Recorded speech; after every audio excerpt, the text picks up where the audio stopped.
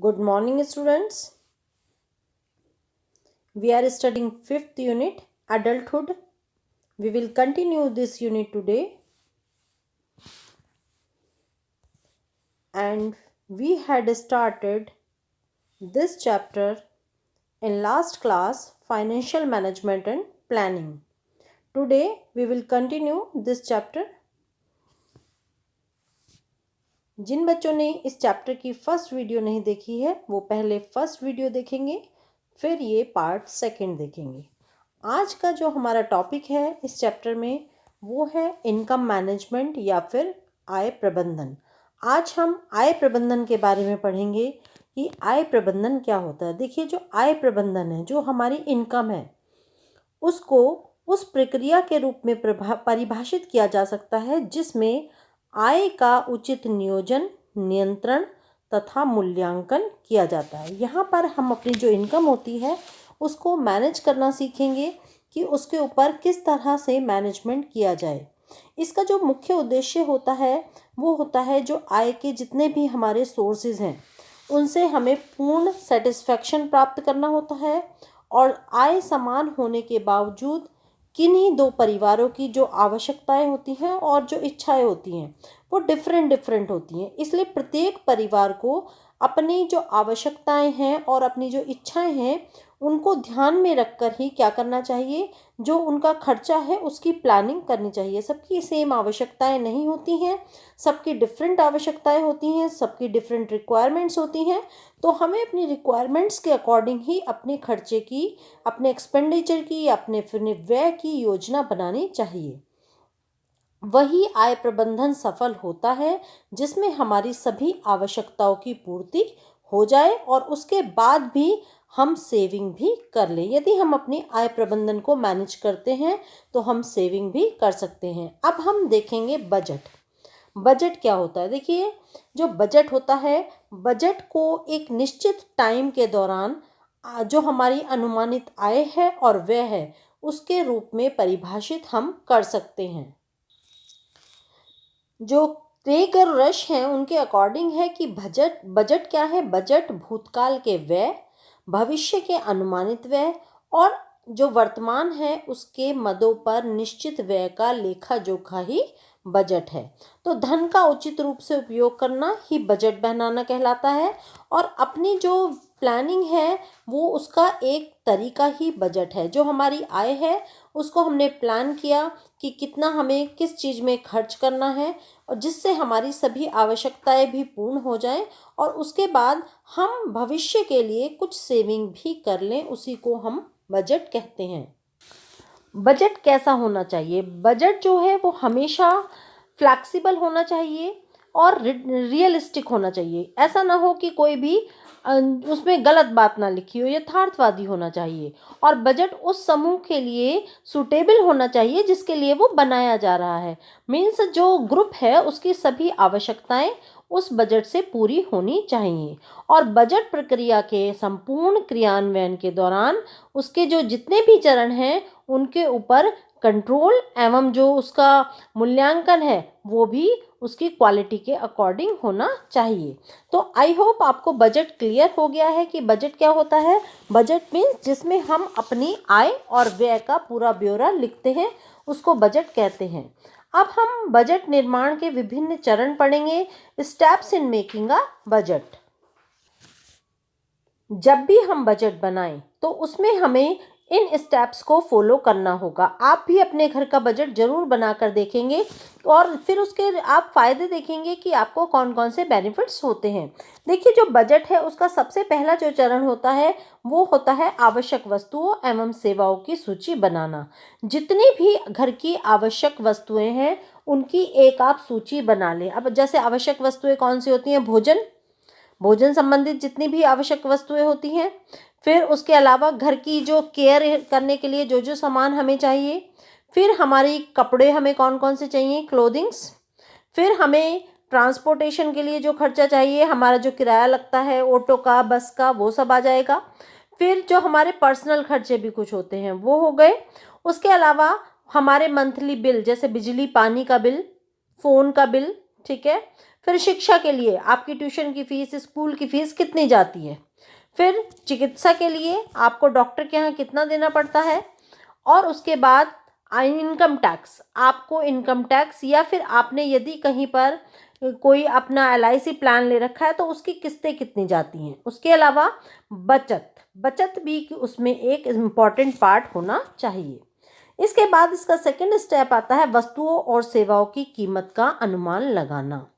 जितनी भी वस्तुओं की अभी आपने लिस्ट बनाई, जैसे भोजन की बनाई, घर की बनाई, जो आप कपड़े हैं, यातायात हैं, उन सब की आप एक अनुमानित राशि की लिस्ट बना लेंगे कि हमारा कपड़ों पर 200 रुपये लगता है, यातायात पर 300 रुपये लगता है, भोजन में हमारे 2000 रुपये लगते हैं। जितने भी आपका जो भी अनुमानित बिल है उसके लिए आप एक एस्टिमेट लगा लेंगे। फिर उसके बाद आता है थर्ड पॉइंट, संभावित कुल आय का अनुमान लगाना। अब आपकी कुल आय कितनी है। मान लीजिए आपकी कुल आय है कितनी, 10,000 रुपीज़। ठीक है, अपनी कुल आय का आपने अनुमान लगा लिया। ये आपका थर्ड स्टेप है आपके बजट का। फिर उसके बाद व्यय तथा आय का संतुलन करना। जो आपका क्या है, व्यय है, खर्चा है, एक्सपेंडिचर है, ठीक है, उसको बैलेंस करना। बजट बनाने के दौरान आय और व्यय में संतुलन होना बहुत ज़रूरी है। यदि आपकी आय 10,000 रुपये है और खर्चा 15,000 रुपये है तो फिर आय व्यय का संतुलन नहीं होगा। तो हमें यहाँ पर आय व्यय का संतुलन होना अत्यधिक आवश्यक है। हमें क्या करना है, दोनों में संतुलन करना है। और दोनों के बीच संतुलन बैठाने के लिए या तो कोई अतिरिक्त कार्य करें यदि आपकी आय कम है, जिससे आपकी आय में वृद्धि की जाए। और यदि आप अतिरिक्त कार्य नहीं कर सकते तो क्या करें, फिर आप अपनी कुछ वस्तुओं की कटौती कर लें। इसको एग्जाम्पल से समझ लेते हैं। जैसे मान लीजिए आपकी आय है 10,000 रुपीज़, 10,000 रुपये, और खर्चा है 15,000 रुपीज़।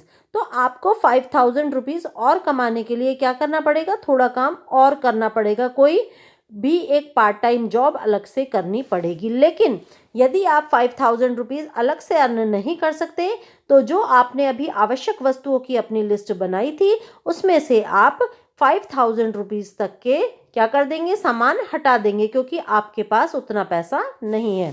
इसको कहते हैं आय और व्यय का संतुलन करना। नेक्स्ट आता है बजट योजना का निरीक्षण करना और मूल्यांकन करना। ये बजट का अंतिम चरण होता है। इसमें जो आपने प्लान बनाया है उसमें आपको उसका निरीक्षण करना है। बजट में परिवार क्या क्या निरीक्षण करेंगे कि जितने भी आपके परिवार के सदस्य हैं उन सभी की सभी आवश्यकताएं पूरी हो रही हैं या नहीं हो रही हैं। मान लीजिए जो स्पेशल चीज़ थी कि आपको अपनी मम्मी की दवाई लानी थी और आपने उस दवाई को उस बजट में मेंशन नहीं किया तो क्या होगा, वो तो कमी प्रॉब्लम हो जाएगी। तो उन सब चीज़ों की ज़रूर चेक करें कि कोई भी आवश्यक वस्तु छूट ना जाए। बजट में कोई भी आकस्मिक स्थिति हो सकती है, जैसे कभी कोई दुर्घटना हो सकती है, एक्सीडेंट, तो उसके लिए कुछ अलग से भी सेविंग करके रखनी चाहिए।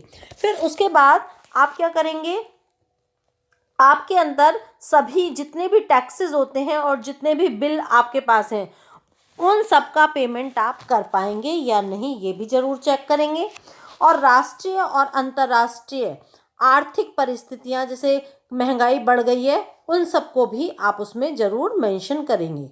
और जो परिवार के कुछ दीर्घकालीन लक्ष्य हैं उनको भी हमेशा ध्यान में रखेंगे। फिर यही इवैल्यूएशन होता है। इसी तरह से आप अपने बजट को चेक कर सकते हैं। तो ये हो गए बजट बनाने के विभिन्न चरण।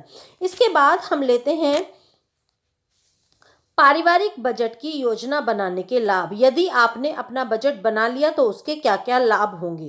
देखिए, बजट बनाने से क्या होगा, परिवार को अपनी आय का पता लग जाएगा कि आपकी आय कितनी है और व्यय कितना है, तो और आप कितना यूज़ कर रहे हैं अपनी इनकम को, उससे आपका अनुमान हो जाएगा।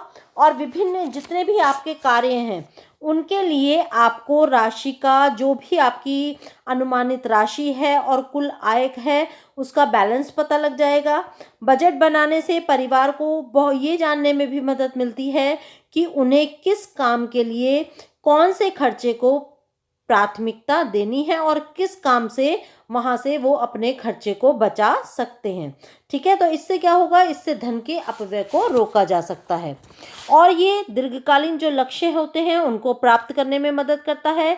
ये धन व्यवस्थापन के लिए सहायक होता है और बजट द्वारा आय का उचित निर्धारण किया जा सकता है और बजट बनाकर चलने से परिवार पर किसी भी प्रकार का कोई ऋण नहीं होता। ठीक है, जैसे किसी के ऊपर कर्जा हो जाता है वो नहीं होता है, क्योंकि वो पहले से ही प्लान करके चल रहे हैं कि उनकी कितनी आय है और कितना व्यय है।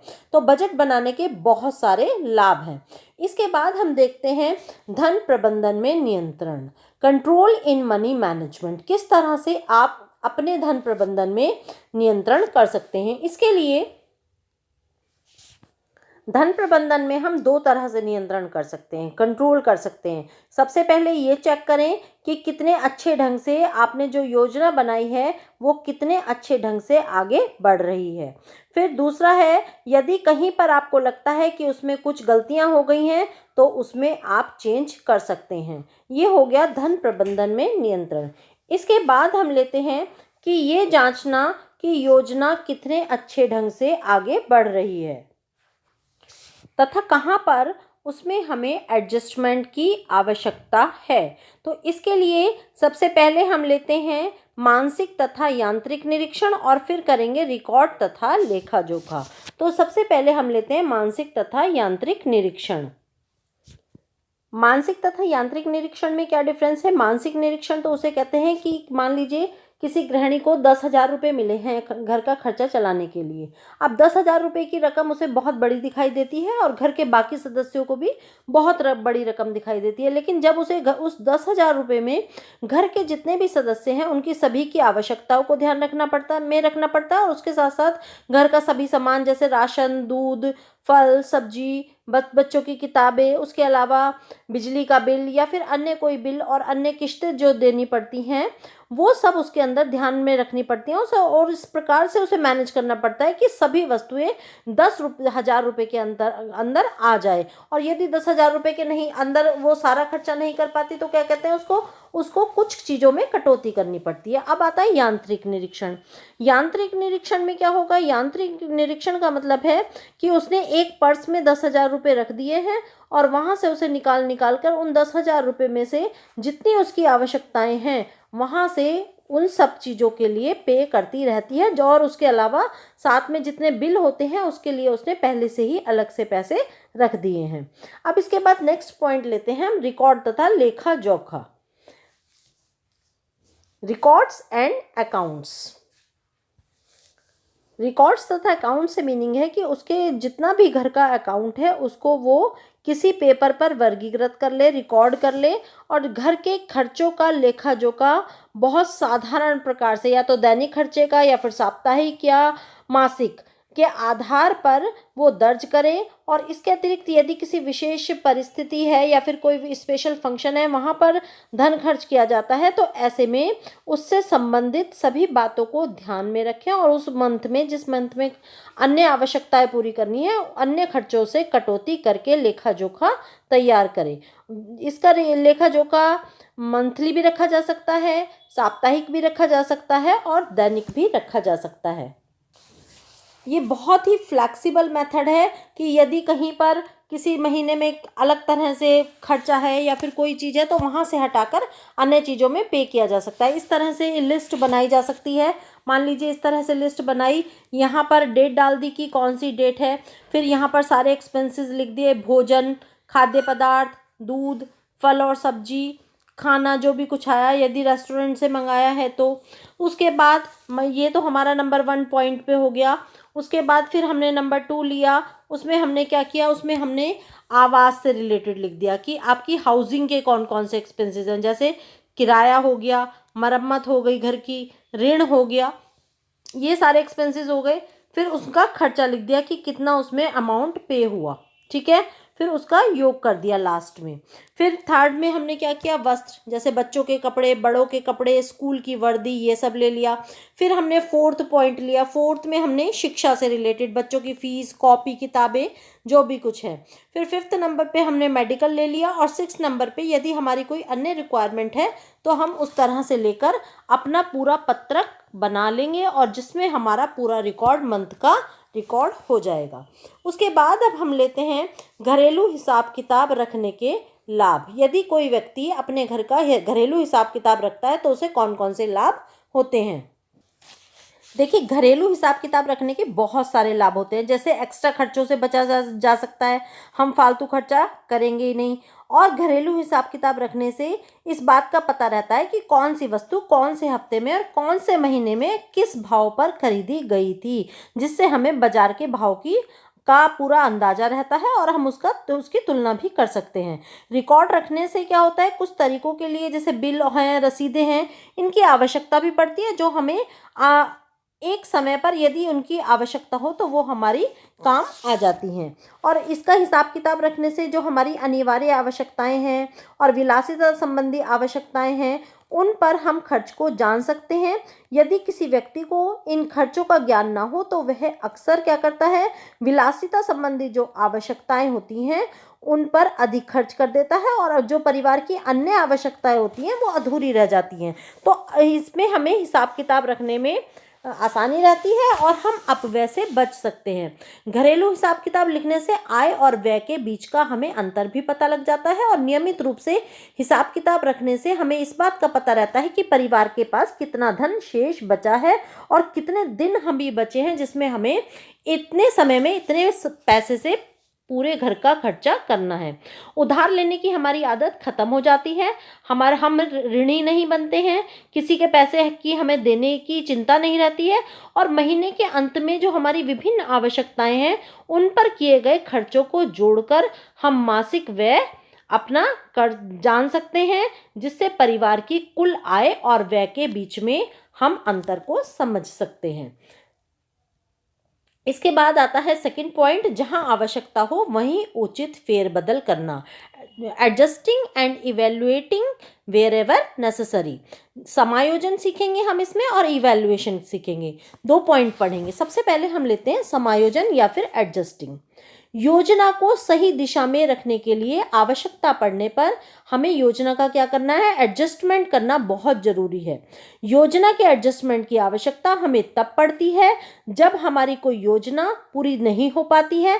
तो ऐसी स्थिति में क्या करना पड़ता है कि हमें परिवार के नियंत्रण से बाहर होकर कोई आकस्मिक, मान लीजिए कोई आकस्मिक बीमारी आ गई है या दुर्घटना हो गई है, तो परिवार में हमें कहीं पर से कटौती करनी पड़ती है खर्चे की और वहां पर एडजस्टमेंट करना पड़ता है। अब बात ये आती है इवैल्यूएशन की। इवैल्यूएशन धन प्रबंधन प्रक्रिया का सबसे अंतिम चरण होता है और धन के व्यय से प्राप्त जो संतुष्टि होती है बजट की सफलता को निर्धारित करने का एक महत्वपूर्ण पहलू होती है।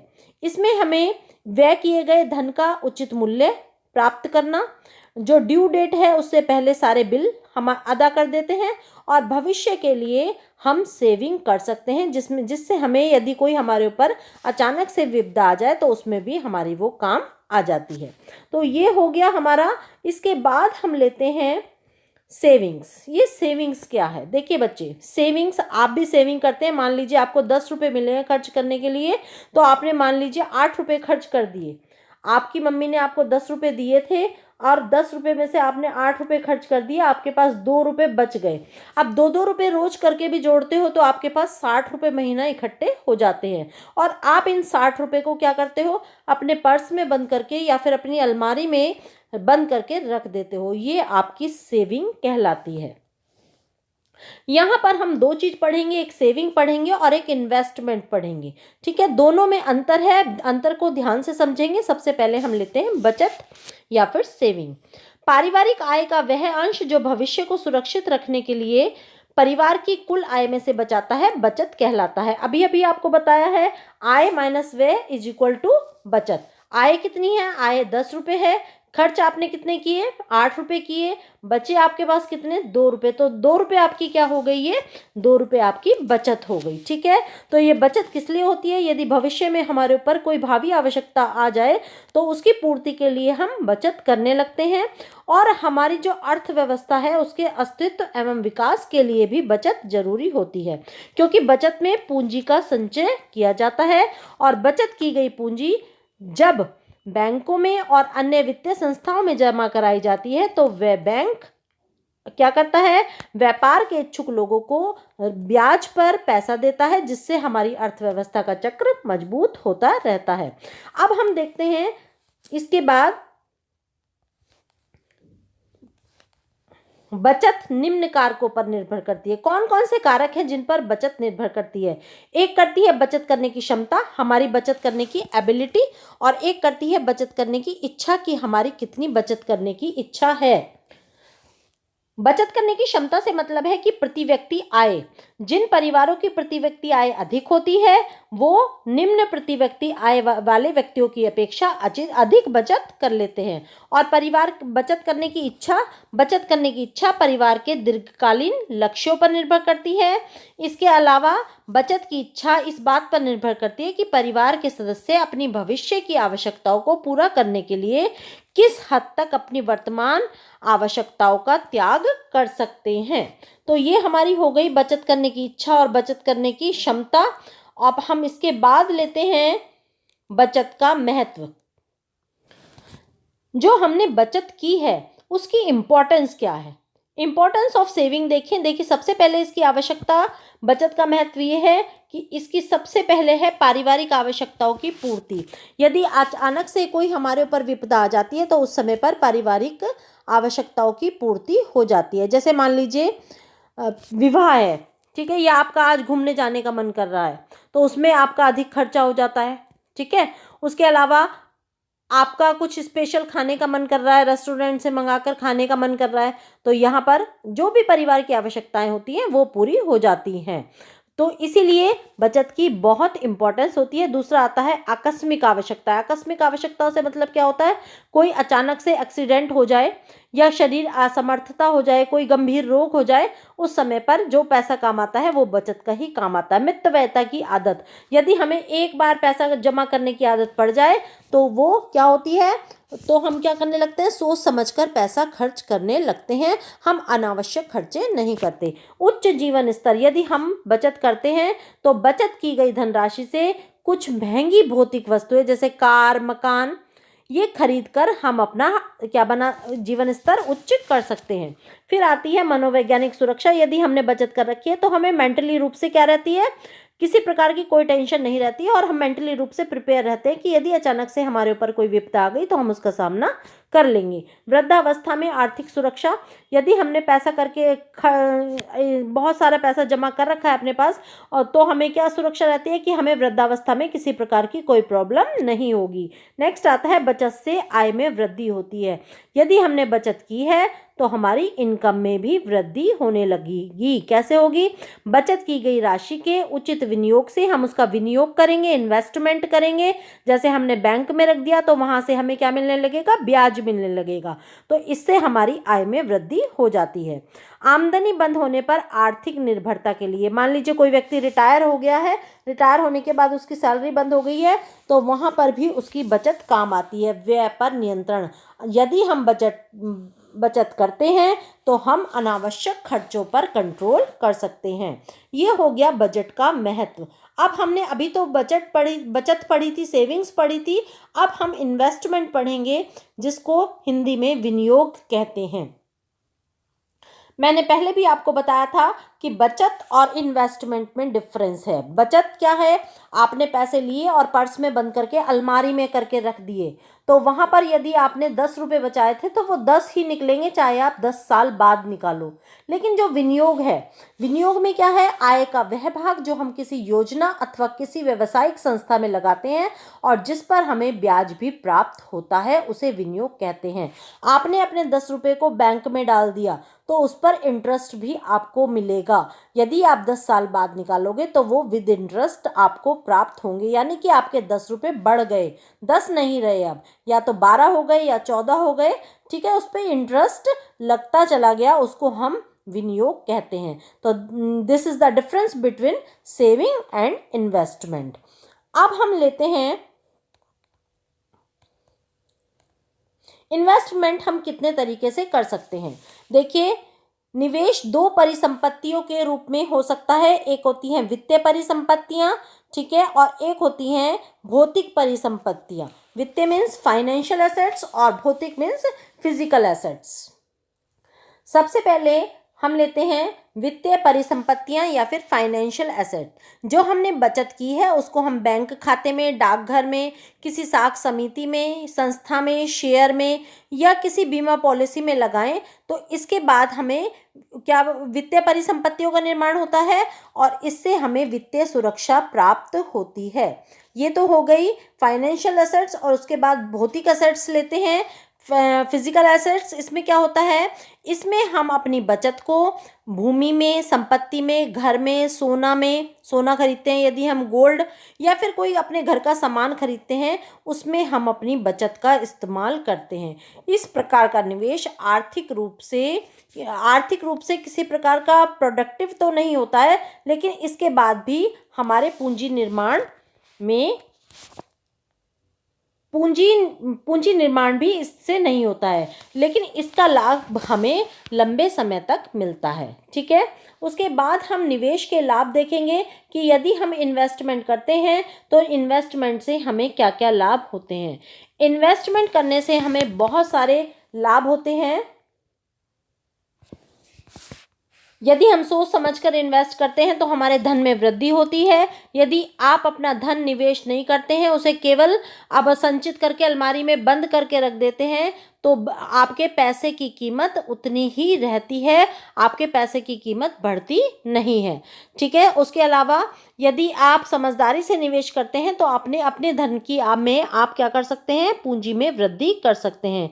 यदि आप प्रौढ़ावस्था के दौरान धन को समझदारी से इन्वेस्ट करते हैं, इन्वेस्टमेंट में लगाते हैं, तो इस बात की पूरी संभावना है कि जब आप रिटायर होंगे तो उस समय आपके पास पूरा पैसा होगा। इन्वेस्टमेंट एक ऐसी योजना है जिसमें आयकर बचाने में भी हमें मदद मिलती है। उसके अलावा नियमित रूप से यदि हम छोटे छोटे निवेश करें तो हम अपने लक्ष्य को बहुत इजीली प्राप्त कर सकते हैं। तो ये हो गए इन्वेस्टमेंट के लाभ। अब हम देखते हैं विवेकपूर्ण निवेश के सिद्धांत। यदि हम विवेकपूर्ण तरीके से अपना पैसा निवेश करते हैं तो देखिए, सबसे पहले हमारे मूलधन की सुरक्षा रहती है, हमारा मूलधन पूरी तरह से सेफ रहता है। प्रति की लाभ अधिक दर। जब भी आप निवेश करें तो इस बात का ध्यान करें, विभिन्न जितनी भी स्कीम्स हैं उन सब में तुलना कर लें कि कहाँ पर आपको अधिक दर से लाभ मिल रहा है। फिर आता है नेक्स्ट, पूंजी की तरलता, लिक्विडिटी ऑफ कैश, की जब आपको आवश्यकता पड़े आप आसानी से अपना पैसा निकाल सकें, इस बात का भी ध्यान रखें। फिर आता है वैश्विक स्थितियों के प्रभाव की पहचान। वैश्विक कारोबारी परिस्थितियों पर विचार करके अपने परिवार की संपूर्ण अर्थव्यवस्था पर अपनी बचत के प्रभावों को पूरी तरह से समझना चाहिए। नेक्स्ट आता है निवेश में धन भरने की सुलभता एवं सुविधा, कि जब भी आपको प्रीमियम जमा करनी हो उसके लिए आपके पास हर तरह की सुविधा उपलब्ध होनी चाहिए। फिर नेक्स्ट आता है आवश्यकता के अनुसार निवेश, उतना ही निवेश करें जितना आप आसानी से कर सकते हैं। आयकर में छूट, हमेशा ऐसी जगह पर इन्वेस्टमेंट करें जहां पर आपको इनकम टैक्स में छूट मिल जाए, जैसे बीमा पॉलिसी हो गया, कर्मचारी भविष्य निधि हो गया, पीपीएफ हो गया, इस तरह से निवेश करें। फिर आता है निवेश उपरांत सेवा। निवेश उपरांत सेवा का मतलब है कि बहुत अच्छा गुड कम्युनिकेशन नेटवर्क हो, ब्याज और लाभांश की समय से उपलब्धता हो। फिर आता है समयावधि। इस बात का ध्यान रख लें कि जितने समय के लिए आप अपने पैसे को लॉक कर रहे हैं उतने टाइम में आपको पैसे की ज़रूरत तो नहीं पड़ेगी। यदि बीच में पैसे की ज़रूरत पड़ जाती है तो लंबे समय के लिए निवेश ना करें। फिर आता है कैपेसिटी या फिर क्षमता। अपनी कैपेसिटी से अधिक निवेश नहीं करना चाहिए, जितनी कैपेसिटी हो उतना ही निवेश करना चाहिए। इसके बाद हम लेते हैं बचत एवं निवेश के अवसर। कौन कौन सी जगह पर आप अपना पैसा इन्वेस्ट कर सकते हैं। देखिए, पोस्ट ऑफिस में, बैंक में, यूनिट ट्रस्ट ऑफ इंडिया, राष्ट्रीय बचत पत्र, म्यूचुअल फंड, भविष्य निधि योजना में आप जमा कर सकते हैं अपना पैसा। उसके अलावा चिट फंड, जीवन बीमा एवं चिकित्सा सेवा, पेंशन योजना, सोना खरीद सकते हैं, मकान एवं जमीन, और नई योजना प्रधानमंत्री व्यय बंधन योजना। ये योजना क्या है? प्रधानमंत्री वय वंदन योजना। ये योजना 60 वर्ष और उससे ऊपर के वरिष्ठ नागरिकों के लिए पेंशन योजना है। इस योजना के अंतर्गत वरिष्ठ नागरिकों को मासिक जो प्रत्येक महीने पेंशन मिलती है, मासिक पेंशन जो होती है, उसका विकल्प चुनने पर 10 वर्षों के लिए 8% की गारंटी शुदा रिटर्न या वापसी मिलती है। और अगर वार्षिक पेंशन विकल्प चुने तो 10 वर्षों के लिए 8.3% की गारंटी शुदा वापसी मिलती है। और उसके अलावा गुड्स एवं सर्विस टैक्स से इस योजना में पूरी छूट मिलती है। तो ये हो गए हमारे बचत एवं निवेश के अवसर। इसके बाद हम देखते हैं साख या फिर क्रेडिट या ऋण। देखिए, क्रेडिट क्या होता है? क्रेडिट को उस विधि के रूप में परिभाषित किया जा सकता है जिसके अंतर्गत ऋणदाता ऋणी को वस्तुएं, सेवाएं या मुद्रा इस शर्त पर प्रदान करता है कि भविष्य में वे उनका ब्याज सहित भुगतान कर देगा। यदि आपको किसी से पैसा उधार लिया है आपने, उसके बाद आप उसको जितना उसका इंटरेस्ट बैठता है, इंटरेस्ट के बाद पैसा उधार जो भी लिया है आपने उसको इंटरेस्ट के साथ वापस करेंगे, उसको ऋण कहते हैं। और कोई भी व्यक्ति जब ऋण लेता है जब उसको पैसे की आवश्यकता होती है। अब ये क्रेडिट की आवश्यकता क्यों पड़ती है? क्रेडिट की आवश्यकता बहुत सारे कारणों से पड़ती है। यदि परिवार को अचानक से कोई एक्सीडेंट हो जाए किसी का, या कोई भी अचानक से कोई प्रॉब्लम आ जाए, तो उसे ऋण लेने की आवश्यकता पड़ती है। जैसे बच्चों की उच्च शिक्षा के लिए, घर में किसी बच्चे की शादी के लिए अचानक से ऋण की आवश्यकता पड़ती है। यहाँ पर हम क्रेडिट के 4C पढ़ेंगे। क्रेडिट के 4C के अंतर्गत आता है, एक C मीन्स कैरेक्टर या चरित्र, दूसरा C मीन्स कैपेसिटी या फिर क्षमता, तीसरा C में आ गया कैपिटल या पूंजी, और चौथा C आ गया जमानत या कोलेट्रल।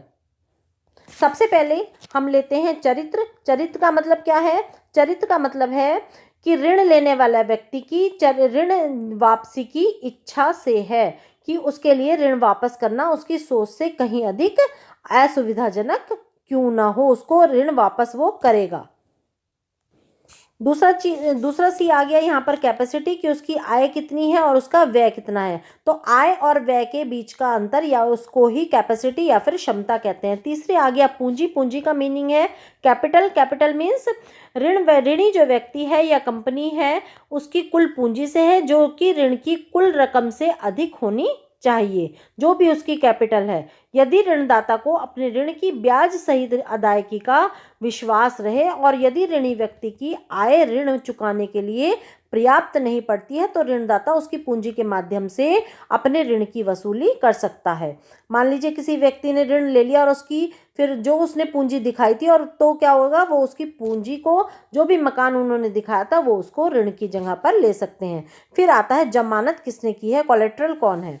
जमानत का मीनिंग क्या है? ऋणी व्यक्ति या कंपनी की उस पूंजी से है जिसे वह ऋण लेने के लिए ऋणदाता के पास जमानत के रूप में गिरवी रखता है, और यदि किसी कारण से ऋण की अदायगी ना हो तो जमानत के रूप में उसके पास रखी गई पूंजी को बेचकर अपने ऋण की वसूली कर सकता है। इसके बाद हम यहाँ पर हमने क्रेडिट के 4C पढ़ लिए। इसके ऊपर बच्चे क्वेश्चन भी आ जाता है, तो आप 4C क्रेडिट के याद रखेंगे, character, capacity, capital and collateral.